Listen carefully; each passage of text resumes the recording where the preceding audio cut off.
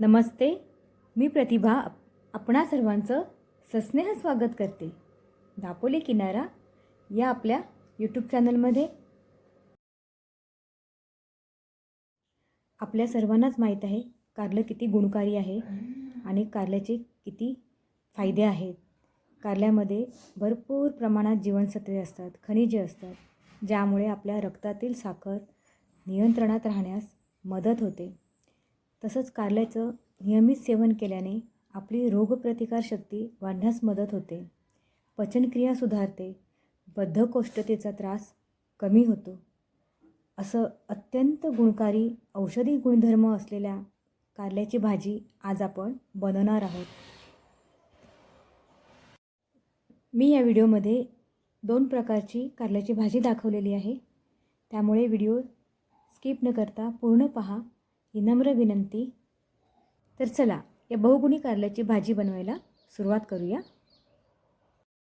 सर्वप्रथम आपण एक वाटण तयार करून घेऊया.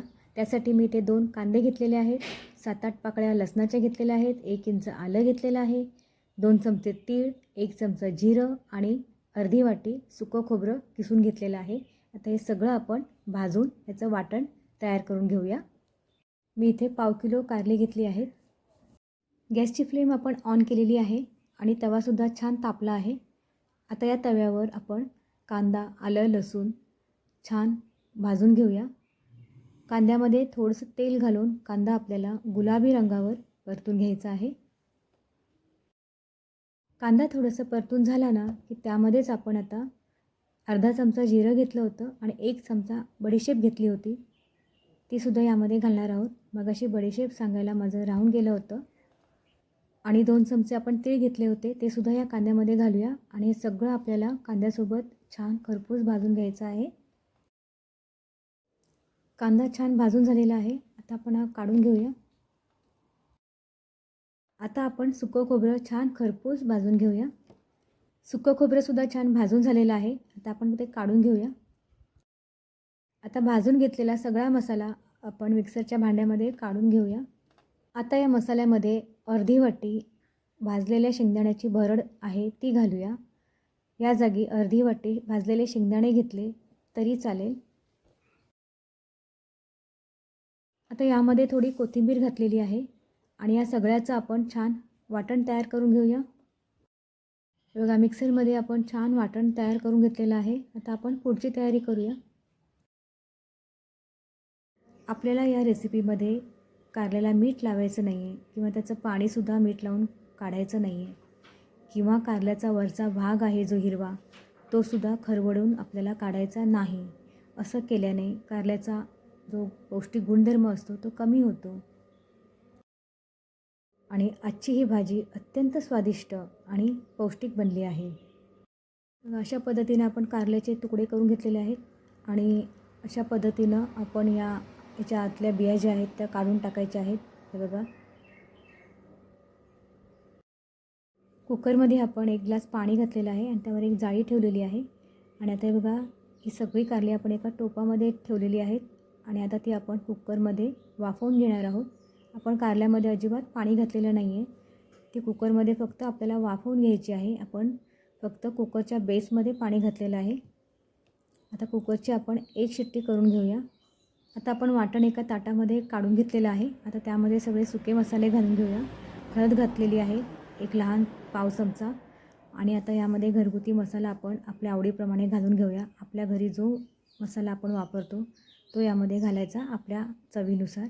मी इथे 3 चमचे मसाल्याचा वापर केलेला आहे. आता आपण यामध्ये चवीनुसार मीठ घालूया. आता हा सगळा मसाला छान एकजीव मिक्स करून घेऊया. मसाला छान एकजीव मिक्स करून झालेला आहे आणि हे बघा कारली छान शिजली आहेत. आपण 1 शिट्टी करून घेतली होती. आता आपण जो मसाला तयार केला आहे तो या कारल्यामध्ये आपण भरून घेऊया. हे बघा अशा पद्धतीनं चमच्याच्या साहाय्याने किंवा हाताने या कारल्यामध्ये हा मसाला भरून घ्यायचा आहे आपल्याला. तुम्हाला ही माझी रेसिपी नक्की आवडेल अशी आशा करते आणि रेसिपी आवडली तर रेसिपीला लाईक नक्की करा आणि रेसिपी शेअर करा. तुमच्या मित्र आणि परिवारामध्ये आणि चॅनलला जरूर सबस्क्राईब करा ही नम्र विनंती. बघा अशा पद्धतीनं आपण सगळ्या कारल्यांमध्ये मसाला भरून घेतलेला आहे. सगळी कारली आपली मसाला भरून झालेली आहे. आता गॅसवर आपण एका भांड्यामध्ये तेल गरम करायला ठेवलेलं आहे. आता तेलामध्ये आपण एक छोटा चमचा हिंग घालूया. आता या तेल हिंगाच्या फोडणीमध्ये आपण मसाला भरलेली कारली आहेत ती सगळी ठेवून घेऊया. ही सगळी कारली आपण एक एक करून सगळी ठेवून घेऊया आणि ही कारली आपल्याला या तेलामध्ये छान खरपूस परतून घ्यायची आहेत. कारली आपण अगोदरच शिजवून घेतलेली आहे, त्यामुळे ही भाजी अगदी पटकन बनून तयार होते. टिफिनसाठी अगदी परफेक्ट भाजी आहे. आपल्याला कारली फक्त या तेलामध्ये खरपूस परतून घ्यायची आहेत. आणि आता आपण ह्यामध्ये 5 मिनटं झाकण ठेवून देऊया, म्हणजे कारली आणि मसाला छान एकजीव होईल. आता आपण यामध्ये जे वाटण आहे उरलेलं ते घालूया. कारली आपली छान तेलामध्ये खरपूस परतून झालेली आहेत. आता या मसाल्यामध्ये ही कारली छान मिक्स करून घेऊया, म्हणजे हा मसाला छान कारल्याला सर्व बाजूने लागला जाईल. या भाजीमध्ये मी 5-6 कोकम घातलेले आहेत. ते स्किप झालेलं आहे माझ्याकडून, तर तुम्ही या भाजीमध्ये नक्की कोकम घाला. कोकमचा स्वाद या भाजीमध्ये खूपच छान येतो आणि कडवटपणा जर असेल तर तो सुद्धा कमी होतो कोकममुळे. तर कोकम आवर्जून या भाजीमध्ये वापरा. 5 मिनटं आपण या भाजीला वाफ काढलेली आहे आणि आपली कारल्याची सुकी भाजी बनून तयार आहे. टिफिनसाठी अगदी परफेक्ट भाजी आहे. ही स्वादिष्ट भाजी तुम्ही नक्कीच बनवा. बघा कारल्याची सुकी भाजी अगदी कडू न लागणारी स्वादिष्ट भाजी बनून तयार आहे. आपल्याला या भाजीमध्ये ग्रेव्ही हवी असेल त्या भाजीमध्ये थोडंसं गरम पाणी घालायचं. मिक्सरच्या भांड्यामध्ये गरम पाणी घालून जो मसाला उरला होता तो सुद्धा आपण काढून घेतलेला आहे आणि जो मसाला थोडासा शिल्लक आहे तो सुद्धा आपण या भाजीमध्ये आता घालूया. आपण या भाजीमध्ये थोडं गरम पाणी घातलेलं आहे आणि 5 मिनटं वाफ काढलेली आहे. आणि बघा आपली कारल्याची रस्सा भाजी बनून तयार आहे. हा कारल्याचा दाटसर रस्सा भाकरीसोबत, चपातीसोबत आणि अगदी भातासोबतसुद्धा खूपच स्वादिष्ट लागतो. थँक्यू.